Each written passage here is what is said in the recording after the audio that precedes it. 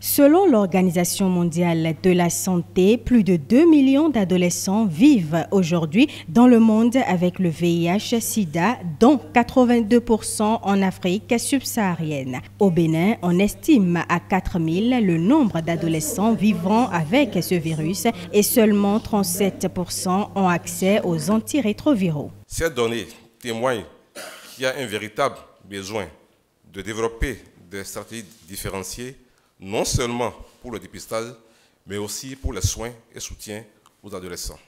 Selon les estimations de l'ONU-SIDA, les adolescents sont le seul groupe d'âge où les décès causés par le sida ne diminuent pas significativement, alors que tous les autres groupes d'âge rassemblés ont vu ce chiffre baisser. Le sida est aujourd'hui la première cause de décès chez les adolescents, âgés de 10 à 19 ans en Afrique. Les adolescents constituent donc un groupe très vulnérable en ce qui concerne le VIH-Sida. Plusieurs raisons pourraient l'expliquer. Ceci est en partie dû aux difficultés liées aux spécificités de cette tranche d'âge, ainsi qu'à la fragilité, voire la faiblesse de nos systèmes de santé en termes d'offres de services et de ressources humaines de santé spécifiquement dédiées aux adolescents.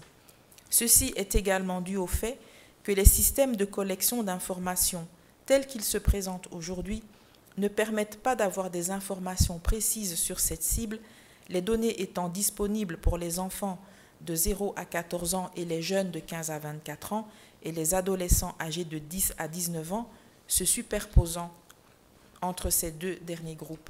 Mais aujourd'hui, grâce aux traitements antirétroviraux, des progrès remarquables ont été enregistrés.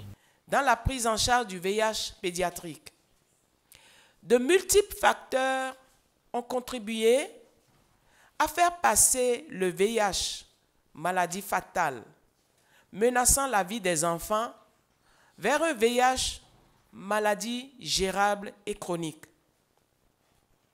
Un nombre croissant d'enfants atteints du VIH dès le sein maternel peut désormais être mis sous traitement antirétroviral efficace, survivre aux périodes vulnérables de la petite enfance. Un autre impact, un nombre de plus en plus important de femmes enceintes peut bénéficier de régimes antirétroviraux de plus en plus puissants, permettant ainsi de réduire le nombre d'enfants infectés par cette voie. Un autre impact qu'on peut citer, un nombre de plus en plus important d'enfants infectés dépistés précocement grâce à l'accès aux différents tests. Il reste toutefois des défis à relever. C'est ce qui justifie la tenue de l'Atelier national de validation du paquet de services de prise en charge et soutien aux adolescents infectés par le VIH.